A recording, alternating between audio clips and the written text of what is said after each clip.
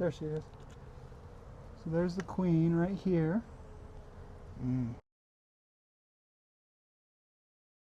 See her? Yeah. She got that long, skinny body. Yep. Yep, she's a good-looking brown queen, golden brown queen. We're going to keep her right there. And then what we're going to do is the Demaree method. So I've got this box right here, and what we're going to do is isolate the queen. So I need to find a frame. I'm going to put this box right here. I need to find a frame that has brood on it, lots of brood on it, and no eggs and no larvae. And I'm going to put her on that frame. I'm going to be looking right here. I'm going to put her on that frame, and then I'm going to... So that frame was like money. Like lots of brood? I think so. I think that one was the one that... The first two frames we took out, I moved actually over there, so... Oh, you did? Yeah, so... But we'll look and see. Oh, you were right. Okay, so the question is, does this frame have eggs? If it has eggs or larvae, we can't use it. It looks good. Good on that side.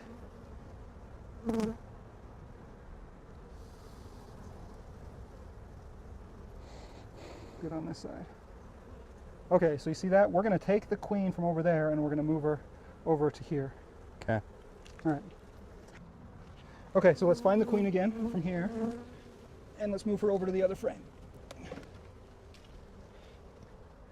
All right, as soon as you spot, oh, there she is. You see her? There's her abdomen right there. Oh, yeah. She's trying to hide from us. She's doing a good job too. She totally does not want us to see her.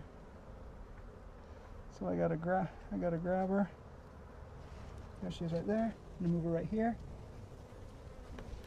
Keep an eye on her. She didn't get on the frame, so No, she's right. I want to get her on that frame. There she is. Okay. She's on the side, crawling upwards. Okay, so let's move this one over. There. Okay, good. Now let's we've got the queen isolated now, so let's see if we can find a frame with some resources on there. We want some nectar, some pollen,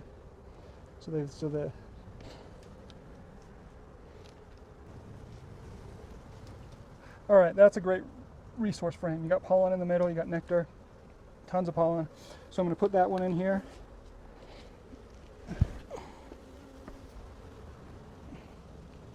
Put that in there. Let's see if we can find one more maybe.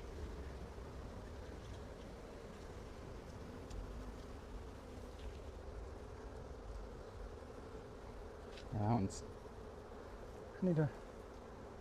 no, that's got queens on there. Or not queens, eggs. Alright, let's look at one more. If not, we'll just call that good. They're bringing in a lot of resources already. Yeah, you got some nectar, some pollen. A lot of nectar on that one. I think we'll use this one. Let me just make sure there's no eggs on there.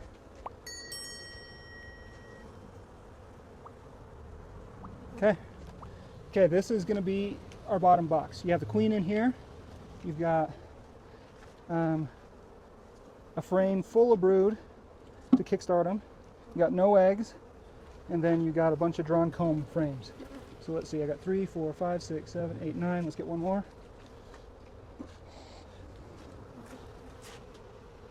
Okay, there we go. Now we're going to move this box to be the bottom box. So I'm going to take this, move it out of the way.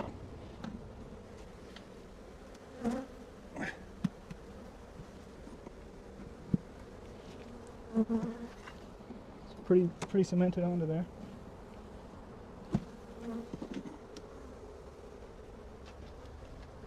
Move this here. Take this bottom box. Make sure the queen's not on the ground. Look good. Move her right there. Okay, then we got the queen down here. The queen is on a frame full of brood. We got some resource frames and then some drawn comb. And now what we're going to do is put a queen excluder above that frame so she can't get up into these other hives or into these other boxes. Then what we're going to do is we're going to put an empty box because we want them to think they've swarmed, right? So by putting this box here, what's going to happen is it's going to create enough space between the queen down here and these other two top boxes that have the eggs and larvae in them. Let me add another frame to this. Another 2 frames. Okay. So the reason why you want to have like another just in between is to prevent her from going to the other top two, because they're trying to pretty much raise a new queen. Well, I want these guys to think that they don't have a queen. Oh, okay. And I can't have her getting up there and laying queens. And so by doing this, what they think happened is they think that they've swarmed. And it gives them space. So what will happen over time is after a week or two, the nurse bees that hatch up here will start moving down to here, and then instead of a regular split where you would have 2 hives or 3 hives, I have 1 mega hive. And this is what I did last year, and it doubled my honey production. So we'll see how it works this year.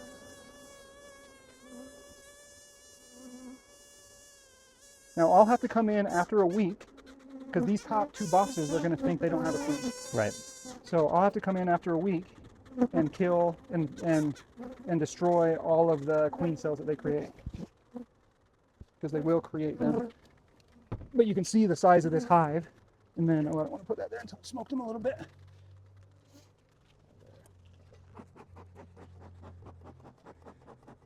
So by doing this, I solve their urge to swarm, and I did it without splitting them. So you have 1 monster hive. And so what happens is I'm going to keep this as a single brood chamber where the queen does all of her work, and then all of these will be honey supers, filled up with honey.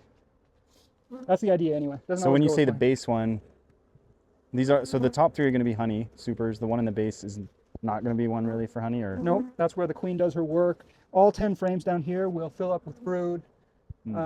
She'll have resources in this box right here that the worker bees will pull down to her, and others when they need them. So they have resources close by. Okay.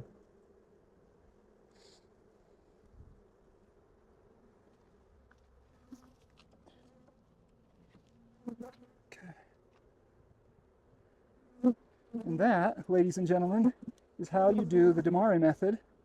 And if all goes well, they won't swarm, and we'll have 1 giant hive. If they do swarm, then we'll still have 1 giant hive, but it won't grow as fast.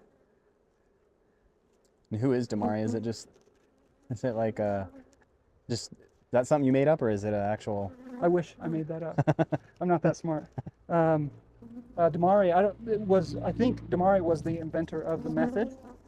So maybe the people watching can tell us in the comments, or maybe I can look it up. But yeah.